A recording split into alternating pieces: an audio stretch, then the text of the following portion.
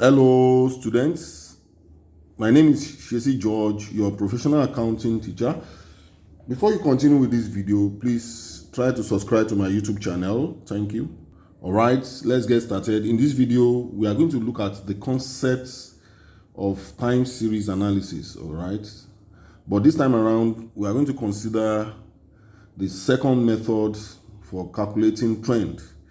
And that method is known as regression analysis method, or least square method. Okay, least square method.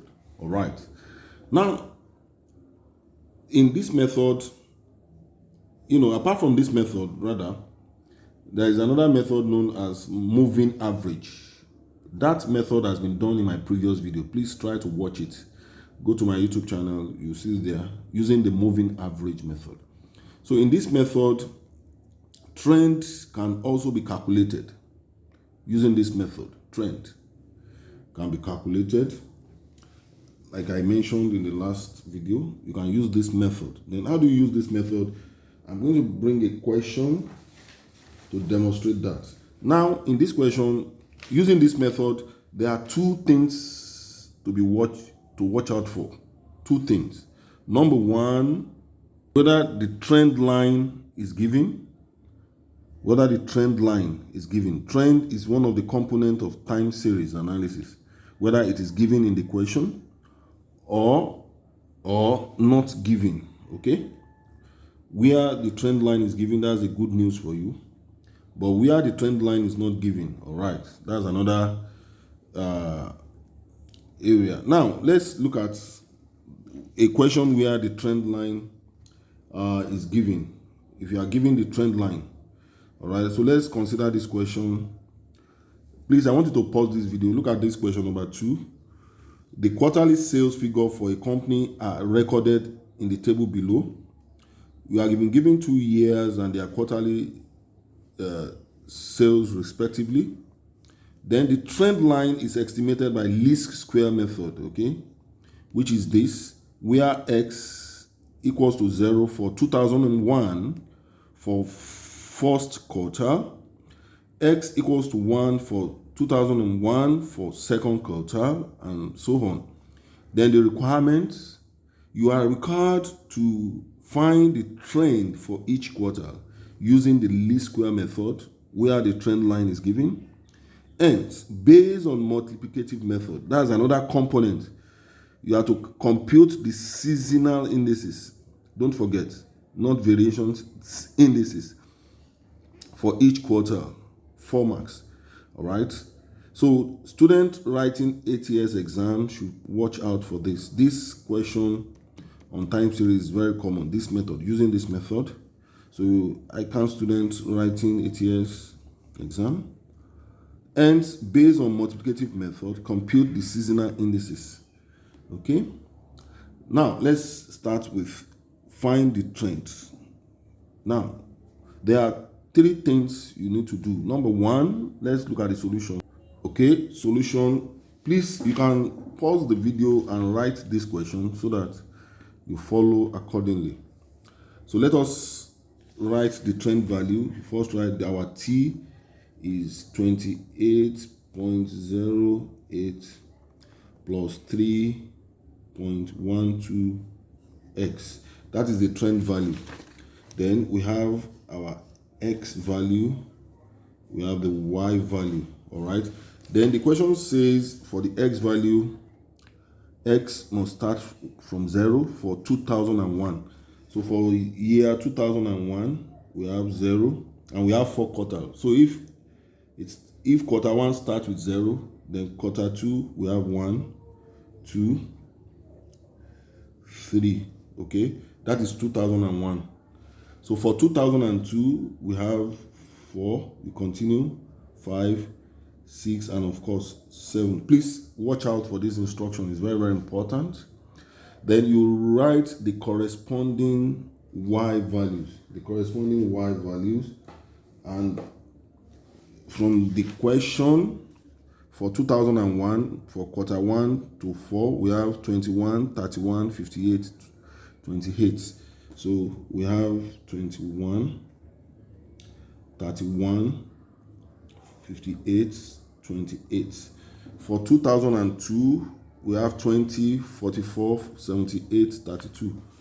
Of course, we have 20, 44, 78, and 32. Okay? All right. Then you need to fit your line, the trend line. So for the trend line, T equals to 28.08 plus 33.12 of X. Okay, then for this we have 28.08 plus 3.12 X. Where X is 0. Okay, so we have 0. And of course, when you multiply this with this, you are going to have 228.08 as the trend value. All right. So you have again 28.08 plus 3.12, where X is 1. So you put in your 1, you multiply this with this, you add to this. Then what do you have here? From my calculator, I have 31.20. Okay, then you have also 28.08 plus 31.2, where X is 2, and that gives 34.32. Okay, 28.08 plus 31.2, where X is 3, and that gives 37.44. 28.08 plus 3.12, where X is now 4. So when you use your calculator, please, you can confirm these calculations. 28.08 plus 3.12, where X is 5, and that gives 43.80. Okay, 43.6. This is 43.68. 43.68. All right. For this, we have 28.08 plus 3.12, where X is 6. So we have 46.80. Then 28.08 plus 3.12, we have where X is 7. So what do you have? 49.92. Fine. So this is the trend. The trend has been calculated. So that is our Roman figure 1 has been answered. Before you go to Roman figure 2, to calculate the seasonal variation, before you do that, 2 things need to be done before you can get the seasonal indices. Number 1 is to calculate the seasonal variation, which is using the multiplicative method, and the formula is y divided by t. That's the formula. Seasonal variation, y divided by t. So what you will do, you have 21, which is y value, divided by t value. This is the t value. Don't forget, that's the trend value. All right. So you have 21. Okay. 21 divided by, so we have 21 divided by 28.08. All right. For this, we have 31 divided by 31.28. Okay. So you continue 58. You have 58 divided by 34.32. All right. So once you have that, you have figures here, and my figure here is in 4 decimal places, please, so that for accuracy purpose, 74.79 is 0.93 0.9936, and here we have 1.6900, 0.7479. all right, 20 divided by 40.66 will give you 0.4931.